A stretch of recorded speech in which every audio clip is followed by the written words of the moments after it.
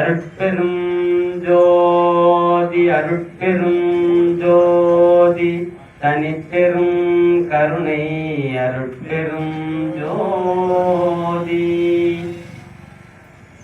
அருட்பெரும் ஜோதி அருட்பெரும் ஜோதி தனிப்பெரும் கருணை அருட்பெரும் ஜோதி அருட்பெரும் ஜோதி அருட்பெரும் ஜோதி தனிப்பெரும் கருணை அருட்பெரும் ஜோதி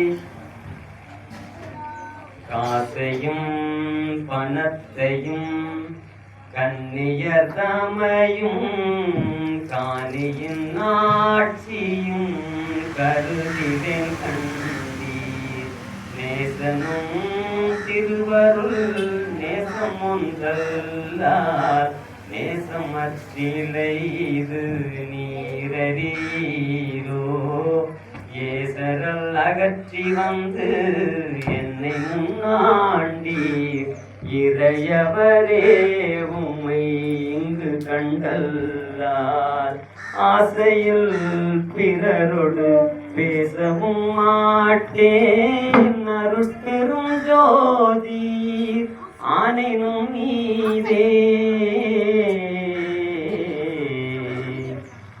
அருட்பெரும் ஜோதி அருட்பெரும் ஜோதி தனிப்பெரும் கருணை அருட்பெரும் ஜோதி. தயவு அற்புதமான இந்த நிகழ்வை இந்த இடத்திலே நிகழ்த்துவதற்கு நமக்கு அருள் புரிந்து கொண்டிருக்கின்ற அருள் புரியும் வள்ளல் பெருமானின் மலரடிகளை வணங்கி இந்த நிகழ்வு நல்லபடியாக எண்ணிய அன்பர்கள் எண்ணிய வண்ணம் அவர்கள் எண்ணம் யாவும் நிறைந்து திருவருளே ஒருமையினால் இந்த பேரொருளை விளங்க வைக்க வேண்டும் என்று திருவருளை பிரார்த்தித்து இந்த அற்புதமான நிகழ்வுக்கு வருகை தந்துள்ள அத்தனை அடியார் பெருமக்களையும் ஒருமையால் வணங்குகிறேன். இந்த நிகழ்வுக்கு கடந்த ஒரு 2 மாதமா ஒரு முயற்சிக்கு பிறகு இந்த ஒரு நிகழ்வை இந்த இடத்துல நம்ம பண்றோம். அதுக்கு முன்பாக இங்க வந்திருக்கிற அன்பர்கள் எல்லாருமே பல ஊர்கள்லேருந்து வந்திருக்கீங்க. உங்களை எல்லாரையும் அறிமுகம்னா அந்த அன்போடி இறைமனிதன் அப்படிங்கிற ஒரு குடும்பம் மூலியமா தான் இதில் அநேக பேர்கள் அறிமுகமாகியிருக்காங்க. ஒரு 600 நபர்களுக்கு மேற்பட்ட அந்த குடும்பத்தில் இப்போ நம்ம ஒரு குறிப்பிட்ட அன்பர்கள் இங்கே இந்த இடத்துல சந்திச்சிருக்கிறோம். இது திருவருளால் கூட்டி வைக்கப்பட்ட ஒரு மிக முக்கியமான நிகழ்வு. ஏன்னா இந்த நிகழ்வு நடக்கிறதுக்கு திருவருள் தான் இதை முழுமையாக துணை புரிஞ்சுது அப்படிங்கிறத நாங்கள் பரிபூர்ணமாக நம்புகிறோம். எப்படின்னா இந்த அன்போடி எனும் இறைமனிதன் அப்படிங்கிற ஒரு குடும்பத்துக்கு நாங்கள் எல்லாம் வர்றதுக்கு முன்னாடி தயவு திரு ஐயா கோஸ்லிராமன் ஐயா அவர்களை ஏதாச்சியாக ஒரு யூடியூப் நிகழ்ச்சியில் நாங்கள் கண்டுக்கிட்டோம். அதுபடி அவருடைய ஃபோன் நம்பர் தெரிவிச்சிருந்தாங்க. நவல்பூர் அப்படிங்கிற இடத்துல வேலூரில் இது பற்றி ஒரு சன்மார்க்க சத்விசார நிகழ்வு அப்படின்னு சொல்லி ஒரு குறிஞ்செய்தியை பார்த்தோம். சரின்னா அதில் என்னென்னு பார்க்கும் பொழுது ஒரு ஐயா ஒரு சின்ன ஒரு விரிவாக்கத்தை மற்றொரு அன்பருக்கு கொடுத்துட்டு இருந்தாங்க. அப்போ அதை கேட்கும்போது ஒரு நீண்ட நாள் கேள்விக்கு ஒரு விடை கிடைச்சதா எங்களுக்கு இருந்துச்சு. உடனே ஐயாவை தொடர்பு கொண்டு கேட்கும்போது அந்த நிகழ்ச்சிக்கு நீங்கள் வாங்க அப்படின்னு சொல்லி சொன்னாங்க. நான் எதாச்சும் அந்த ஐயாட்ட அந்த நேரம் பேசும்போது ஏதோ ஒரு மனசில் ஏதோ ஒரு கவலையில் இருந்த மாதிரி ஒரு சூழல் இருந்தேன். அப்போ ஐயாட்ட பேசும்போது வாங்கன்னு சொன்னேன். சரி நம்ம போய் தனியாக போய் பார்த்து வந்துடும் அப்படின்னு நினச்சேன். இப்போ ஐயா என்ன சொன்னாங்கன்னா உங்கள் பகுதியில் உள்ள சார்ந்த அன்பர்களை அழைச்சிட்டு வாங்கன்னு சொல்லி ஒரு வார்த்தை சொன்னாங்க. அது பிரகாரம் நாங்கள் அங்கே உள்ள ஒரு 9 நபர்கள் அங்கேருந்து கலந்து போய் அங்கே ஐயாவோட அந்த சத்விசார நிகழ்வோட கலந்துக்கிட்டோம். அதில் கலந்துக்கிட்டது பிறகு தான் சரணானந்தா சுவாமி அப்படிங்கிறவங்க திண்டுக்கல்ல இருந்து தயவுங்கிற ஒரு விஷயத்த பரிபூர்ணமாக பெருமானார் சொன்ன விஷயத்த அதில் வலியுறுத்தி சொல்லியிருக்காங்க. அதில் மிகப்பெரிய உண்மையில் அடங்கியிருக்கு அப்படிங்கிற விஷயத்த நாங்கள் இங்கே தெரிஞ்சுக்கிட்டோம். அப்படிப்பட்ட அந்த நிகழ்வு நாங்கள் கலந்துட்ட பிறகு எங்களுக்கு ஒரு மிகப்பெரிய ஆனந்தம் அங்கே கிடைச்சிது. சொல்லப்போனால் அந்த தகவல் எங்களுக்கு முதல்ல அங்கே கிடைச்சதுனால நாங்கள் இங்கேருந்து ரொம்ப பிரயாசப்பட்டு ரொம்ப தூரம் இங்கேருந்து பயணம் செய்ய போயிருந்தோம். ஆனாலும் அங்கே போன உடனே அந்த ஐயாவோட அந்த தகவலை எங்களுக்கு கொடுக்கும்போது அது எங்களால் உள்வாங்கிக் கொள்ள முடியாமல் நாங்கள் கொஞ்ச நேரம் தூங்கிட்டோம். அவங்க போன ஒரு 9 பேருமே ஓரளவுக்கு தூக்க நிலைக்கே போயிட்டோம். அப்புறம் அதுக்கு பிறகுதான் மதியத்துக்கு மேலே அந்த நிகழ்வு நாங்கள் உள்வாங்கும்போது அதை நம்ம புதுசாக ஒரு தகவல் நமக்குள்ளே போகும்போது நமக்கு ஒரு விழுப்புநிலை மாதிரி ஒரு தூக்கத்துக்கு போவோங்கிறது ஒரு அறிவியல் பூர்வமான உண்மை. அப்படிப்பட்ட ஒரு நிகழ்வு நடந்துட்டுங்கிறத நாங்கள் புரிஞ்சுக்கிட்டோம். தொடர்ந்து நாங்கள் அதில் பயணிக்கும் பொழுது அதை பற்றிய விசாரமும் சுவாமி சரணானந்தா அவர்களுடைய ஆடியோ பற்றியும் நாங்கள் கேட்கும் பொழுது ஒரு மிகப்பெரிய தெளிவு உண்மை எங்களுக்கு கிடைச்சிது. அதனால நாங்கள் ஐயாட்ட தொடர்பு கொண்டு எங்கள் பகுதி வேதாரணத்தில் இந்த மாதிரியான ஒரு நிகழ்வை நீங்கள் நடத்தி தரணும் அப்படின்னு சொல்லி ஐயாட்ட கேட்டுக்கிட்டோம்.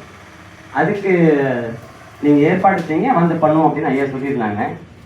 ஆனால் அதுக்கான சாதக சூழல் என்னங்கிறத பற்றிலாம் நாங்கள் யோசிக்கலை. அப்படி இருக்கிற பட்சத்தில் ஒரு நாள் ஐயா அங்கே சென்னையில் இந்த நிகழ்வை இதுமாரி ஒரு 2 நாள் சத்விசார் நிகழ்வு வருவிக்கு ஒரு நாளுக்கு நாங்கள் பண்ணணும் அப்படின்னு சொல்லியிருந்தாங்க. சரி, அந்த நிகழ்வுக்கு நம்ம உடனே போகலான்னு சொல்லி எங்கள் நண்பர்கள்லாம் சொல்லி வச்சுருந்தோம். திடீர்னு 2 நாளில் ஐயா மறுபடியும் போன் அடிச்சு அங்கே அந்த நாங்கள் பண்ணுறதுக்கு இருந்த இடத்துல கொஞ்சம் சிரமம் இருக்குது, அதனால் உங்கள் பகுதியில் இதுக்கு பண்ணுறதுக்கான வாய்ப்பு இருக்கா அப்படின்னு சொல்லி கேட்டாங்க. இது சொன்ன உடனே பெரிய சந்தோஷம். உடனே நம்ம இந்த குடியில் 21 வருட காலமாக எந்த ஒரு தடையும் இல்லாமல் தொடர்ந்து இந்த அகஸ்திய சன்மார்க்க குடியில் இந்த இடத்துல நடத்திட்டு வர்ற என்ஆர் ஐயா அவர்கள், ராஜேந்திரன் ஐயா அவர்கள்ட்ட தொடர்பு கொண்டு இந்த தகவலை கேட்டோம். இதை கேட்ட உடனே ஐயா இதை மற்ற நிகழ்ச்சிகளுக்கோ இல்லை மற்ற நபர்கள் தங்கிறதுக்கோ அனுமதிக்கிறது கிடையாது. உடனே கேட்ட உடனே நீங்கள் தாராளமாக எத்தனை பேர் வேணாலும் தங்கிங்க, அதுக்கான நிகழ்ச்சி நீங்கள் பயன்படுத்திங்கன்னு சொல்லி ஒரு அன்பொழு ஒரு அனுமதி கொடுத்தாங்க. அதன் அடிப்படையில் நாங்கள் இந்த இடத்துல அந்த நிகழ்ச்சியை பண்ணணும்னு சொல்லி ஏற்பாடு பண்ணி இப்போது அந்த நிகழ்ச்சி இங்கே பண்ணியிருக்கோம். வந்திருக்க அன்பர்கள் நாங்கள் எதிர்பார்த்தது ஒரு 300 நபர்களுக்கு மேலே எதிர்பார்த்தோம். ஆனால் 300 நபர்கள் இங்கே வரலை. அதுக்கு இந்த 300 நபர்கள் எதிர்பார்த்த மொழிய 50 நபர்கள் தான் வருவாங்கங்கிறது ஆத்மாத்மா உள்ள ஒரு உணர்ந்த ஒரு நிகழ்வு. ஏன்னா இந்த நிகழ்வில் கலந்துக்கிறதுங்கிறது அவ்வளோ எளிமையான விஷயம் இல்லை. எதனாலன்னு கேட்டிங்கன்னா, எங்களுக்கு நாங்கள் பல தரமான இந்த ஆன்மீக தேடலில் கிட்டத்தட்ட ஒரு 20 வருடமாக தொடர்ந்து தேடுதலில் இருக்கும் பொழுது ஒரு இடத்துல பாஸ்கர சிவதாஸ் அப்படிங்கிறவங்க நம்ம வாசியோக பயிற்சி ஒரு பயிற்சி போயிருந்தோம். அங்கே அந்த ஐயா என்ன சொல்லியிருந்தாங்கன்னா, ஒரு முக்கியமான விஷயம் சொல்லியிருந்தாங்க. அங்கேயும் என்னென்னா ரொம்ப பெரிய விளம்பரம்லாம் பண்ணி அந்த வாசி பயிற்சிக்கு ஐயா கூப்பிட்டுருந்தாங்க. ஆனால் போனது பார்த்தா ஒரு 12 பேர் தான் அங்கே வந்திருந்தோம் மொத்தத்துக்கு. அந்த 12 பேர்லேயும் அங்கே உள்ள நபர்கள் ஒரு 4-5 நபர்கள் அவங்க அந்த ஏற்கனவே பயிற்சி உள்ளவங்க இருந்தாங்க. அப்போ ரொம்ப கம்மியான நபர்கள் இருக்கே அப்படின்னு சொல்லி ஒரு சில நபர்கள் கேட்டாங்க. அதுக்கு ஐயா என்ன சொன்னாங்கன்னா, ஒரு சாதாரண மளிகை கடைக்கோ இல்லை ஒரு பிளாஸ்டிக் மாதிரியான பொருட்களை விற்கிற இடத்துக்கோ போகும்பொழுது ஒரு அதிகப்படியான கூட்டம் போகும். ஆனால் ஒரு வைரக்கடைக்கு போகும்போது எவ்வளோ கூட்டம் வரும் அப்படின்னு கேட்டார். வைரக்கடைக்கு யாரையோ ஒரு பேர் 2 பேர் தான் போவோம் அப்படின்னு சொன்னேன். அதுமாரி வைரக்கடைக்கு வந்திருக்கிற கூட்டங்கள் தான் நீங்கள்லாம். இது ஏதோ வாய் வார்த்தைக்கு அவண்டி சொல்லலை. இந்த மாதிரியான நிகழ்வுக்கு வர்றதுக்கு நம்ம நம்மளுடைய பயணம் பிறவி பெருங்கடல் நீந்துவர் நீந்தார் இறைவனடி சேராதார் அப்படின்னு வள்ளுவரோட வாக்கு. நம்மளோட ஆன்மா எத்தனை தூரம் பயணமாகி வந்திருக்குன்னா பல பிறவிகளை கடந்து தான் இங்கே வந்திருக்கு. அது நமக்கு தெரியல. ஏன்னா பெருமானார் கலப்பு திரையால் கருது அனுபவங்களை அளப்புற மறைக்கும் அற்பெரும் ஜோதின்னு ஒரு வார்த்தை அகவலில் வரும். அப்போ கலப்பு திரைங்கிறது அந்த 7 திரைகள் சொல்லியிருக்காங்க. அதில் கலப்பு திரைன்னு கடைசியாக ஒரு திரை சொல்லியிருக்காங்க, திரை மரப்பு. அப்படின்னா என்னென்னா, இதுக்கு முன்னாடி நம்மளுடைய அனுபவங்கள் எல்லாமே மறைஞ்சு போகும் அப்படிங்கிற ஒரு விஷயத்தை சொல்லியிருக்காங்க. அப்போ நம்ம இது வரைக்கும் பெற்ற அனுபவங்கள் அந்த பிறவி நம்ம முடியும் போது நமக்கு மறைஞ்சு போயிடுது. இது காரணம் அப்படி தான் நம்மளுடைய முயற்சிகள் எல்லாமே தொடர்ந்து நடந்துட்டு இருக்கு. ஆனால் அது நமக்கு எதனால் நடக்குது, நம்மளோட இந்த பிறவியோட பயன் என்ன, ஏன் பிறக்கிறோம், இங்கே கிடந்து ஏன் துன்பப்படுறோம், நிறையா வேலை பார்க்குறோம், நிறையா சம்பாதிக்கிறோம், சில பேர் சம்பாதிக்காமல் இருக்காங்க, சில பேர் கஷ்டப்படுறாங்க, யாரும் ஒரு முடிவான நிம்மதியில் இல்லையே அப்படின்னா இந்த பிறவிங்கிற ஒரு விஷயம் அதில் இருக்குது. அப்போ ஒவ்வொருத்தரும் ஒவ்வொரு பிறவியும் கடந்து போய் ஒரு நிகழ்வில் போய் ஏதோ ஒரு தேடல் கவண்டி போயிட்டுருக்கோங்கிறது தெரியுது. இது எப்படின்னா, எங்கள் வீட்டு பக்கத்தில் ஒரு 94 வயசு ஒரு 96 வயசு ஒரு ஐயா இருக்காங்க. அவருடைய பேரன் இன்னைக்கு இந்த நிகழ்ச்சி வரேன்னு சொல்லியிருந்தாரு. ஆனால் அவருக்கு இன்னைக்கு எக்ஸாம் அதனால் வரலை. ஏதோ நாளைக்கு அன்னையாக வருவார்னு நினைக்கிறேன். அவர் இந்த மாதிரி விஷயங்கள்லாம் கொஞ்சம் ஊன்றி கேட்பார் பேசும்போது. அவர் என்ன சொன்னார் அப்படின்னா, அவர் போய் தாத்தாட்ட கேட்குறாரு. நல்ல நிலையில் வாழ்ந்தவங்க, நல்ல வசதி வாய்ப்பில் இருந்தவங்க, இப்போ அவர் நடமாட்டிட்டு தான் இருந்துகிட்ருக்காரு. அவர்கிட்ட போய் கேட்கும்போது, தாத்தா அவனோட இந்த வாழ்க்கையோட அனுபவம் என்ன அப்படின்னு கேட்கும்போது, அவருக்கு இந்த ஆன்மீக சம்மந்தப்பட்ட விஷயம்லாம் கிடையாது. அவர் என்ன சொன்னார்னா, ஒன்றும் இல்லை அப்படின்னு சொல்லியிருக்காரு. அப்போ 96 வயசு வரைக்கும் வாழ்ந்ததோட அனுபவம் என்ன, ஒன்றும் இல்லை. அப்போ நம்ம இப்போ எங்கே போயிட்டுருக்கோம்? ஒன்றும் இல்லாத நோக்கி தான் போயிட்டுருக்கோம். ஏன்னா இங்கே ஓடுற ரத்த ஓட்டம், நம்மளோட துடிப்பு, நம்மள்கிட்ட இருக்கிற எனர்ஜி இதெல்லாம் நம்மன்னு நினச்சிட்டு அதுக்காண்டு ஒரு பயணம் பண்ணிகிட்ருக்கோம். கரெக்டாக பாருங்கள், ஒரு குழந்தை பிறந்ததுலேருந்து யாரை சார்ந்திருக்குன்னா அம்மா அப்பாவை சார்ந்திருக்கும். அப்புறம் தன்னோட சுயம்னு ஒரு 10 வயசு மேலே வெளிப்படும் பொழுது கொஞ்சம் அம்மா அப்பாவை சார்ந்தும் சாராமல் வாழணும். அவன் ஒரு 15 வயசு 16 வயசு ஆகும் பொழுது அவனுக்குன்னு ஒரு தனி உலகம் வந்து அவங்க சார்ந்த நபர்களால் ஒரு உணர்வு ஏற்பட்டுரும். அப்போ அதை சார்ந்து பயணிப்பாங்க. ஒரு 20 வயசுக்கு மேலேனா அப்பா அம்மாவை கண்டாலே பிடிக்காது. அது ஏதோ வேற்றுக்கிறதுக்கு வாசி மாரி பார்ப்பாங்க. அப்பா அம்மாவை தான் இந்த ரெண்டு ஏன் அங்கே இருந்துட்டு இருக்க மாதிரி பார்ப்பாங்க. இப்படி தான் எல்லாரும் வந்திருப்போம். நானும் அப்படி தான் இருந்து வந்தேனா. அப்போ இந்த 20 வயசுக்கு மேலே ஒரு 30 வயசு வரைக்கும் ஒரு ஆகாய பிரவேசம். அது நம்ம இங்கே இருக்கிறதே கிடையாது. அது எங்கேயோ இருந்துட்டு இருக்கிறது. யார் சொல்கிறது கேட்க கிடையாது. நான் சொல்கிறதான்னு முடிவு எடுத்துட்டு இருக்கிறது. அதுக்கு நம்மளே அடி வாங்கிக்கிறது. இப்படி தான் 30 வயசு வரைக்கும் போகுது. 30க்கு மேலே திருமணம் அப்படின்னு சேர்ந்து இன்னொரு ஆள் சேர்ந்து அடி வாங்கிக்கிறது. புருஷன் முன்னாடி அடிக்கிறதும் முன்னாடி புருஷன் அடிக்கிறதுமா ஒரு 10 வருஷம் போகும். அப்புறம் அதுக்கு பிறகு குழந்தைங்க அடிக்க ஆரம்பிச்சு மறுபடியும். இப்படி தான் அடி வாங்கி ஒரு 40 வயசு 50 வருஷத்துக்கு பிறகு ஏன் அடி வாங்கிட்டு இருக்கோன்னு ஒரு கேள்வி வரும். அப்போ தான் ஆன்மீகத்துக்கு வருவாங்க. அப்போ பிள்ளை கேட்கும், உனக்கு இதுதான் வேலை, எங்கேயாவது போய் கோயிலுக்கு போகிறதும் கொட்டைக்கு போகிறதும் வேலை உனக்கு அப்படிம்பாங்க. இதுதான் வந்து எல்லாரும் பண்ணிட்டு இருக்கோம். 60 வயசுக்கு மேலே அவர் ஞானி ஆகிடுவார். குடும்பத்தில் அடி தாங்க முடியாமல் அவர் ஞானி ஆகிடுவார். அவங்க அடி தாங்க முடியாமல் தான் ஞானி ஆக முடியும். இல்லாட்டி ஒரு தெளிவு வராது. எல்லா வசதி வாய்ப்போட ஒருத்தர் வாழ்ந்துட்டு இருந்தாங்கன்னா அப்படி தான் இருப்பாங்க. எல்லாமே இருக்கும், எல்லா வசதியும் இருக்கும். ஆனால் வந்து அவங்களுக்கு அந்த தெளிவெல்லாம் இருக்காது. இந்த வெளியில் பார்க்கும்போது அவனுக்கு என்ன ராஜா மாதிரி இருக்கும் அப்படின்னு சொல்லுவாங்க. கிட்ட போய் பார்த்தீங்கன்னா ராஜா மாதிரி இருப்பார். ராஜாவுக்கு பிபி சுகரு அதோட அண்ணன் தம்பி எல்லாம் இருக்கும். இதுதான் வாழ்க்கை. ஒவ்வொரு மனுஷனையும் போய் பார்த்தீங்கன்னா வெளியில் போட்டிருக்க வெள்ளை சட்டையை தாண்டி உள்ளுக்குள்ளே வெறும் நோய் கூட்டம் தான் இருக்குது. அப்போ அதுக்கு மேலே என்ன இருக்குது அப்படின்னு சொல்லி எப்போ நினைக்கிறோம்னா, இந்த 96 வயசு தாத்தா சொன்னல, அந்த தாத்தா வயசு வந்ததுக்கு பிறகு தான் போய் அவர்கிட்ட கேட்டிங்கன்னா, ஆமாம் ஒன்றும் இல்லை போ அப்படின்னு சொல்லி அவர் சொல்லுவார். அவரோட பையன் அவருக்கு மேலே பிஸியாக இருப்பார். இவர் தாத்தா அப்படியே செவனேன்னு உட்காந்துட்டு இருப்பார். இந்த கிழமை எதையுமே பார்க்க கிடையாது. நான் ஒண்டியும் கிடந்த குடும்பத்தை என்ன பாடுபட்டு இருக்கேன், அப்படியே உட்காந்துருக்கேன் வேற சொல்லி அவர் சத்தம் போட்டு போவார். அவர் என்ன நினைச்சுப்பார் மனசில், ஒன்றை விட மோசமாக ஆடி விட்டு உட்காந்துருக்கேன், ஆடு அப்படின்னு அவர் உட்காந்துருப்பார். வாயை திறந்து சொன்னார்னா அடி விடும். இப்படிதான் ஒவ்வொருத்தரும் நடந்துட்டு இருக்கோம். உடம்பு ஒத்துழைக்கிற வரைக்கும் ஆடுறோம், உடம்பு ஒத்துழைக்காதப்ப படுத்துறோம். இது உண்மையா இல்லையா? உண்மையா இல்லையா சொல்லுங்க? உண்மைதானே? அப்ப இது ஏன்னு சொல்லி யாராவது கேட்டுக்கோமா? கேட்டதே கிடையாது யாரும். என்ன பண்றோம்னா, ஆன்மீக சம்பந்தமா ஏதாவது ஒரு இதுக்கு போனோம்னா, எப்போ ஆன்மீக சம்பந்தம் ஒருத்தவங்க ஒன்றுவாங்கன்னா, ஒரு சில இடத்துக்கு போயிருந்தீங்கன்னா, ஒரு கோயிலுக்கோ இல்லை ஒரு இதுமாரி சன்மார்க்க நிகழ்வுக்கோ இல்லை ஒரு தியான விஷயத்துக்கோ போயிருந்தீங்கன்னா, ஒரு சிலர் அப்படியே அமைதியாக உட்காந்துருப்பாங்க, எதுவுமே பேச மாட்டாங்க.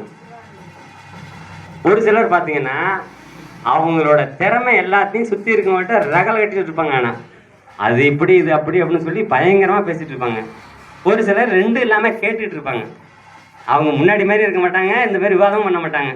நீ சொல்கிறதெல்லாம் சரி தானே கேட்டுட்டு இருப்பாங்க. இந்த 3 டைப் தான் நிற்கும். இந்த 3 டைப் தான் பார்த்துருப்பீங்க. இப்போ அப்போ 3 டைப்பில் என்ன நமக்கு வித்தியாசம் இருக்குது? அந்த முதல் நபர் வந்து அடி வாங்கிட்டு வந்திருக்காரு. அதனால அவர் இங்கே சொல்கிறது எதையும் கேட்காம எப்போ அப்படின்னு சொல்லி உட்காந்துட்டு இருக்காரு. 2வது ஆள் அடி வாங்க போகிறாரு, அதுக்கு வேண்டி விவாதம் பண்ணிட்டு இருக்காரு. 3வது ஆள் ஒன்றும் தெரியாமல் உட்காந்துருக்காரு. அந்த ஒன்றும் தெரியாமல் உட்காந்துருக்க ஆள் தான் சரியான ஆள்.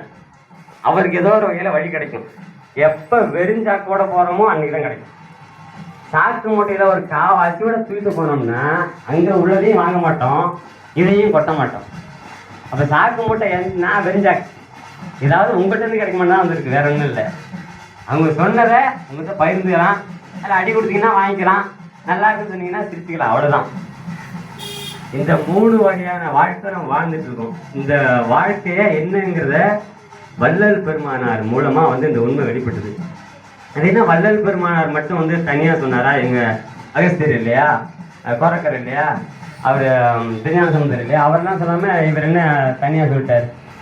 இந்த கேள்வி எல்லாரும் கேட்பாங்க. இந்த ஒரு விஷயம் மட்டும் புரிஞ்சிச்சுன்னா இங்கே கேள்வியும் வராது, இங்கே வர்றவங்க யார் முகத்துலையும் எந்த கேள்விக்குறியும் இருக்காது. ஒரே கேள்விக்குறி தான் இருக்கும். எப்போ வந்து இரவாமைக்கு போவோங்க ஒரு கேள்வி மட்டும் தான் இருக்கும். அது இல்லைன்னா மற்ற கேள்வி தான் அது கேட்டுருக்கோம். நீங்கள் என்ன பண்ணுறீங்க, நீங்கள் என்னென்ன பண்ணிட்டு இருக்கீங்கிற விசாரம் மட்டும் போயிட்டு இருக்கோம். உண்மை விளக்கம் நமக்கு தெரியாது. அப்படி பெருமானார் என்ன வெளிப்படுத்தினார் அப்படின்னா 6 திருமுறையில வெளிப்படுத்திருக்காங்க. அதில் கடைசியாக 6ஆம் திருமுறையில் வெளிப்படுத்திருக்காங்க. அதுக்கும் கடைசியாக 28 பாட்டில் வெளிப்படுத்திருக்காங்க. அதுக்கும் கடைசியாக தயவுன்னு வெளிப்படுத்திருக்காங்க.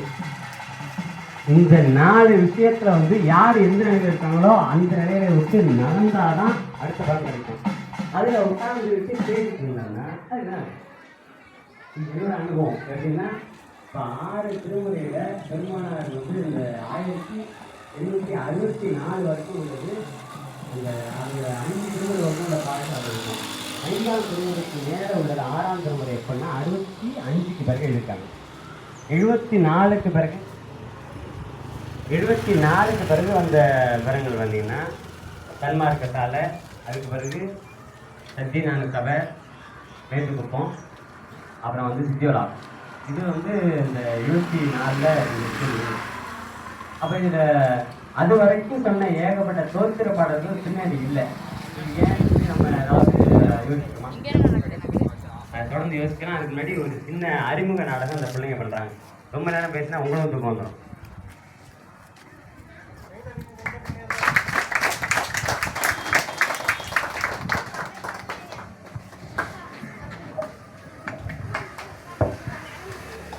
ஒரு பொதுப்பட்ட மனிதனோட வாழ்க்கைய எப்படி இருக்குங்கிறத ஒரு பிள்ளைங்க வந்து ஒரு சின்ன குறுநாடகமா பண்றாங்க. இந்த பிள்ளைங்களை பத்தி ஒரு அறிமுகம் சொல்லிடுறேன். இந்த பிள்ளைங்க எல்லாமே நம்ம வீட்டால உள்ள நம்மளுடைய பக்கத்துல உள்ள குழந்தைகள். இந்த குழந்தைகள் வந்து எல்லாரும் கூட சாதாரணமா இருக்காங்க. இங்க அந்த ஒரு தியான நிகழ்ச்சி வீட்டுல பண்ணோம். முதல்ல இங்க பண்ணணும்னு சொல்லி ஐயாட்ட கேட்டப்போ வந்து இடத்த பார்த்து போகணும். ஐயா அங்கேருந்து வந்திருந்தாங்க. மரியாதைக்குரிய ஐயா கோத்தல் ரமண ஐயா வந்து சென்னையிலேருந்து வந்திருந்தாங்க. வந்திருந்தப்போ ஒரு 3 நாள் தங்கியிருக்குதா சொன்னாங்க.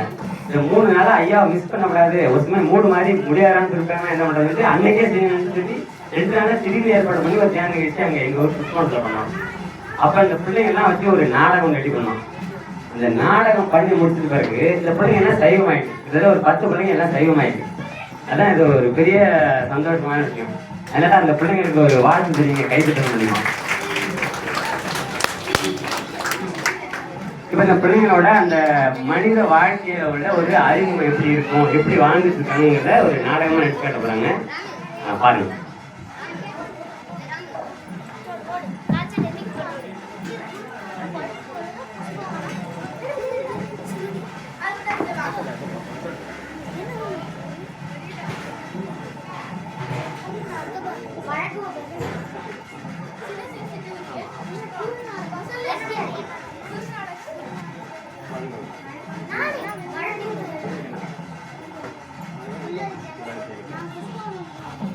புல்லடி தியான பயிற்சி குறுநாடகம். வழங்குபவர்கள் புஷ்பவனம், சின்ன சிறு சிட்டுக்குருவிகள்.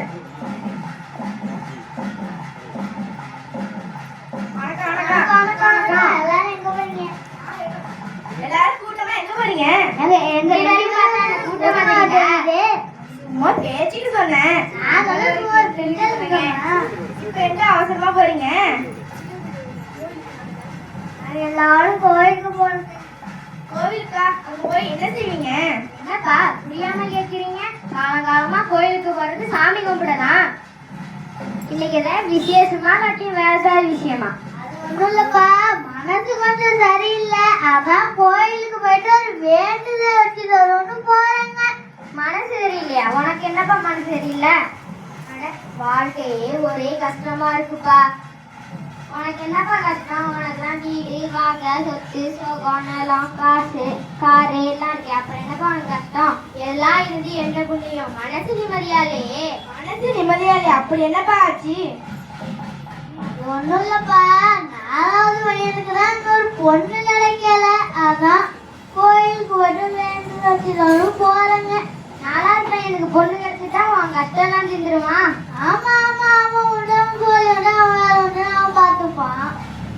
அது சரி, உங்க 3வது பையனுக்கு குழந்தை பிறக்கணும் சொன்னீங்க, அது என்ன ஆச்சு? ஆமா, அதோட ஒரு வேண்டுதல் வச்சிருந்தீங்க, அது என்ன ஆச்சு? அவனுக்கெல்லாம் பொண்ணு பிறந்த 4வது படிக்கிறா. அவளுக்கு ஒரு மெட்டீரியல் ஸ்கூல்ல சீட்டு கிடைச்சா அவளுக்கு பார்த்துப்பா. அவளுக்கு பத்தி வருமானம் வந்துடும். சரி, நாங்க அப்ப கிளம்புறோம். சரி, நாங்க கிளம்புறோம். இந்த நிகழ்வு நடந்து ஒரு 3 வருடம் கழித்து மீண்டும் சந்திக்கிறாங்க.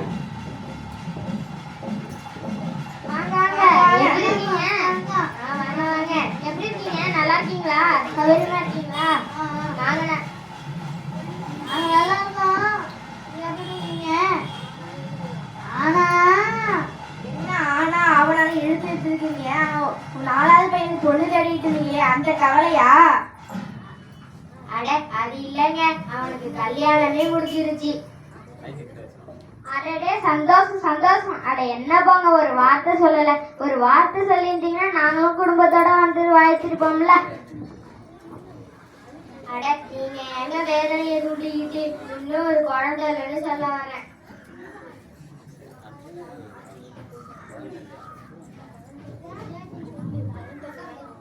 குழந்தை இல்லையா?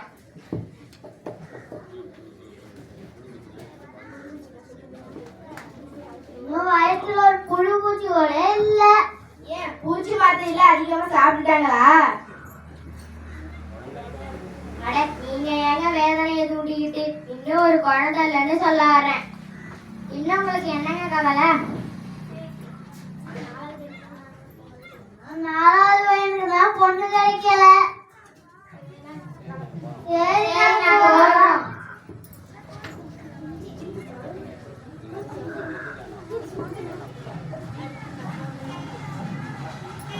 இந்த நிகழ்வு நடந்து ஒரு 10 வருஷம் கழிச்சு சந்திக்கிறாங்க.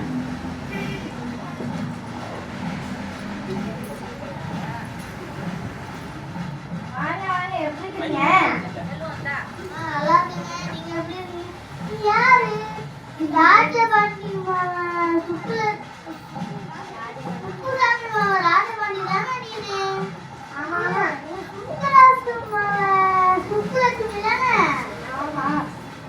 ஊர் பக்கமெல்லாம் வரவே முடியல, பார்க்கவே முடியல. அது சரி, என்ன கையில வேற கம்பு இருக்கு, என்னாச்சு? அது ஒண்ணும் இல்ல, மூட்டி எல்லாம் வலிக்குது. முட்டி வலி என்ன கையில போட்டாலும் போக மாட்டேங்குது. 4 தப்படி எடுத்து வச்சாலே சீத்து புத்துது இறக்கிது. அப்புறம் ஏன் முடியாத காலத்துல அலையிறீங்க? என்ன பண்றது, பொறுப்புன்னு ஒண்ணு நமக்கு இருக்குல்ல, அதான் ஒரே கவலையா இருக்கு. அப்புறம் என்னங்க, எனக்கு தெரிஞ்ச ஒரு 50 வருஷமா இன்னும் உங்களுக்கு என்னங்க கவலை? இன்னொரு 4வது பையனோட பையனுக்கு தான் இன்னொரு கல்யாணம் ஆகல.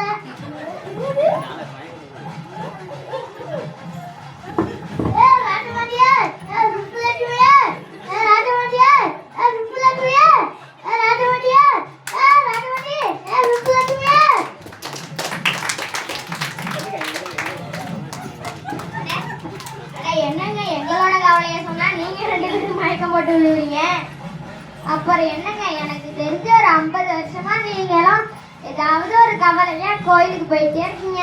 உங்க கவலை அது தீர்ந்த மாதிரி தெரியலையே. ஆமா ஆமா, நீங்க சொல்ற மாதிரி நாங்களும் 50 வருஷமா கோயிலுக்கு எந்த கவலையும் தீர்ந்த மாதிரி தெரியலையே. ஆமா, நீங்க மட்டும் எப்படி முன்ன பார்த்த மாதிரியே இருக்கீங்களே. நாங்க என்ன செய்யறோம்னா, வள்ளலார் வழியில சுவாமி சரவணானந்த வழிகாட்டல்ல உள்ளொளி தியான பயிற்சி செய்யறோம். அதான் எங்க நல்வாழ்வுக்கு காரணம். உள்ளொளி தியான பயிற்சி அது எந்த கடையில இருக்குது? எலக்ட்ரிக் கடையா இல்ல மெக்கானிக்கல் கடையா இல்ல சூப்பர் மார்க்கெட்டா? என்ன வேலை? பெரிய பையனுக்கு நல்ல வேலையெல்லாம் பெரிய பையன் இருக்கான். ஒரு 2 ராலி இறக்குங்க. என்ன வேலைன்னு சொல்லுங்க.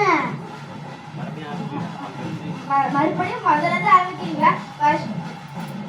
பணத்தால எல்லாத்தையும் சாதித்தேன்னு நினைக்காதீங்க. முதல்ல உள்ளொளி தியான பயிற்சி புத்தகத்தை வாங்கி படிங்க, எல்லாம் புரியும். அது என்ன வேலை, எங்க விக்குது? அது வேற பேர் இருக்கா? அன்பு ஒளி என்னும் இறைமனிதன். அது எங்க விக்குது? அன்பு ஒளி என்னும் உரைமனிதனா? இல்ல இல்ல, அன்பு ஒளி என்னும் இறைமனிதன். அன்பு ஒளி என்னும் உரைமனிதன் இல்லங்க, அன்பு ஒளி என்னும் இறைமனிதன். அன்பு ஒளி என்னும் இறைமனிதன். எங்க இருக்கு? எவ்வளவு எந்த இடத்துல இருக்கு? அது நம்ம என்ஆர் ஐயா கிட்ட வெறும் 200 ரூபாய்க்கு கிடைக்குது. வாங்கி படிங்க, எல்லாம் புரியும்.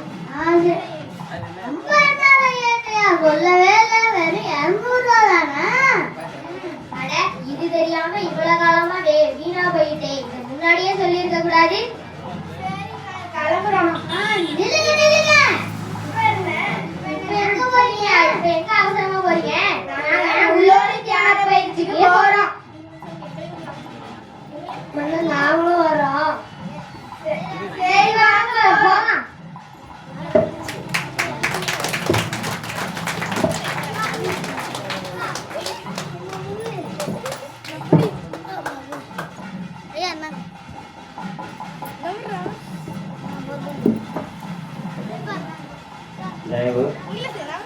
அருட்பெரும் ஜோதி அருட்பெரும் ஜோதி தனிப்பெரும் கருணை அருட்பெரும் ஜோதி. இந்த நாடகம் ஏதாவது புரிஞ்சா? ஏன்னா பிள்ளைங்க பண்ணினது அவங்க கொஞ்சம் கொஞ்சம் சின்ன சின்ன பிள்ளைகள் இருக்கும். உங்களுக்கு புரிஞ்சா? என்ன சொல்ல வந்தாங்கன்னு புரிஞ்சு. ஓகே, சந்தோஷம். இப்படிதான் நம்ம இருந்துட்டு இருக்கோம். இது உண்மையா இல்லையா? உண்மை இல்லை, இன்னொரு இடம் போடவா? பசங்க ரெடியா தான் இருக்காங்க. பசங்களுக்கு ஒரு பிள்ளைங்களுக்கான ஒரு சின்ன குட்டி வளடார்கள் ஒரு கைதட்டு கொடுங்க.